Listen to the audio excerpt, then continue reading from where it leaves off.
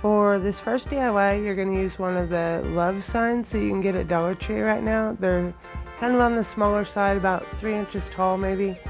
And you want to take the galvanized part off the front and sand the glue down.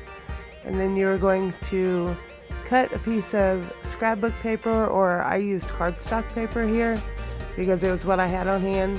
And you're going to Mod Podge 2 layers of Mod Podge on there and let it dry completely before doing this iron-on process. And when you iron it on, make sure to use a piece of parchment paper in the middle. That way you don't burn your paper with your iron.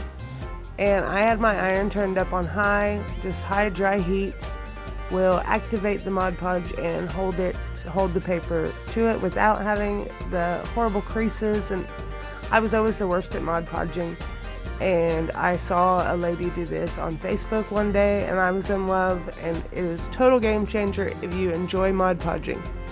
So once you get done with that, you want to sand the excess paper off the edges.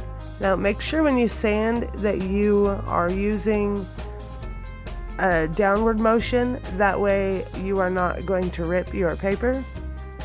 And if I were you, I would take my time, because if you try to go too fast, you could rip it too. So once the edges are sanded away, you're good to go. Now with this box, the book stacks, they look great. I just replaced the ribbon that was already on it with the same type of ribbon because I really liked it, that style. And it just looked kind of janky, so I just put on some better quality ribbon, and this one is complete.